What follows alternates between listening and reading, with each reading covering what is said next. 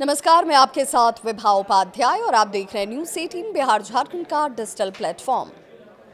Ahmedabad plane हादसे की कई अनगिनत कहानियां जो किसी के भी रूह को हिला दें, कपा दें और दर्द जिसका कोई अंत न हो, ऐसी कहानियां हर रोज़ विमान में सफ़र करने वाले लोगों के सामने आती हैं।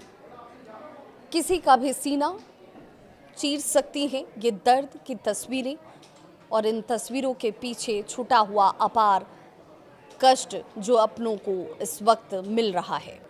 अहमदाबाद से लंदन के लिए उड़ान भरने वाली एयर इंडिया की फ्लाइट आखिर कैसे क्रैश हो गई?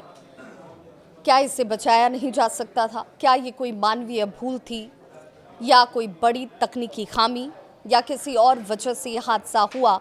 ये सवाल अब भी अनसुलझे हैं और इनका जवाब सभी इंतज़ार करते हुए।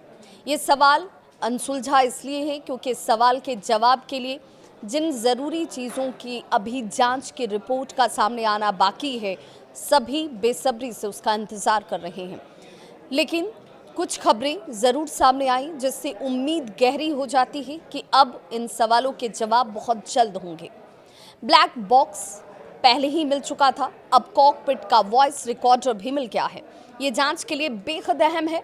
कॉकपिट का वॉइस रिकॉर्डर किस तरह के खुलासे कर सकता है, सबसे पहले हम आपको ये बता दें। अहमदाबाद से लंदन के लिए उड़ान भरने वाली एयर इंडिया फ्लाइट के क्रैश होने से कम 274 लोगों की मौत हुई, जिनमें विमान में सवार और हादसे की जगह मौजूद लोग दोनों की संख्या शामिल है। अब तक 92 मृतकों की पहचान उनके डीएनए से की गई है, जबकि 47 शवों को पीड़ित परिवारों को दिया जा चुका है। इसे लेकर दूसरी चीज़ें अभी इस वक्त भी जांच के दायरे में है, पर एक सवाल ज़रूर है कि आखिर यह हादसा किस तरह से हुआ। प्लेन में कुछ हिस्से जो बरामद किए गए हैं वे आने वाले दिनों में काफ़ी कुछ खुलासा कर सकते हैं, इसकी उम्मीद गहरी नज़र आती है। मिसाल के तौर पर पायलट ने आखिर में मिड कॉल क्यों किया? उड़ान भरने के चंद मिनट के भीतर प्लेन ऊपर जाने के बजाय नीचे की तरफ क्यों गिर गया? इस तरह के सवाल के जवाब के लिए ज़रूरी ब्लैक बॉक्स हालांकि पहले ही मिल चुका है और अब उसकी जांच भी जारी है। लेकिन अब जो बड़ी जानकारी सामने आई, कॉकपिट का वॉइस रिकॉर्डर भी बरामद कर लिया गया है। ये जांच के लिए काफ़ी महत्वपूर्ण है। कॉकपिट का वॉइस रिकॉर्डर आखिर काम कैसे करता है, इससे किस तरह के इन्फॉर्मेशंस मिल सकते हैं, ज़रा वो भी समझिए। जानकार ये कहते हैं कि ये एक अहम कड़ी है। दरअसल कॉकपिट का वॉइस रिकॉर्डर क्रू मेंबर की आवाज़ को रिकॉर्ड करता है, साथ ही कॉकपिट के भीतर की आवाज़ें भी इसमें रिकॉर्ड होती हैं।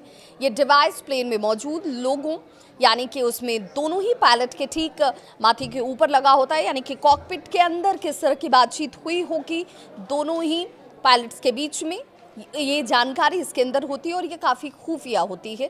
इसको आप यूं सहजता से कहें तो इस वॉइस रिकॉर्डर को आप सुन नहीं सकते हैं। इंजन की आवाज़, लैंडिंग, सिस्टम फेल करने से लेकर प्लेन की रफ्तार और किस समय कोई ख़ास नोट करने वाली गतिविधि क्या इसके अंदर हुई, इन सब की आवाज़ें इसमें रिकॉर्ड की जाती हैं।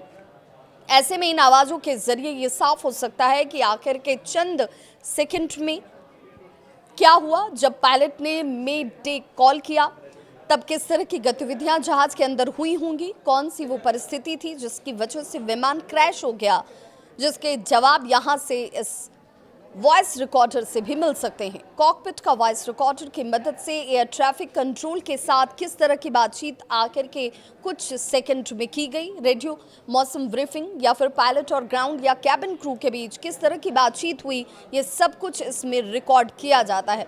दुर्घटना की जांच में दूसरी जो तथ्यात्मक जानकारी की तुलना में कॉकपिट के वॉइस रिकॉर्डर का इस्तेमाल कहते हैं कि सबसे ज़्यादा सटीक होता है। इसे बेहद संवेदनशील मामलों में सुनने की इजाज़त दी जाती है। साधारण तौर पर अगर आप इसे सुनना चाहें तो ये संभव नहीं है, और ऐसे में अब जब विमान और उसके सभी क्रू मेंबर इस हादसे में अपनी जान गंवा चुके हैं तो ये देखना बेहद महत्वपूर्ण होगा कि ये कॉकपिट के अंदर रिकॉर्ड हुआ ये वॉइस रिकॉर्डर किस तरह की जानकारी को मुहैया कराता है, साथ ही इससे विमान दुर्घटना के कारणों का किस हद तक पता चल पाता है।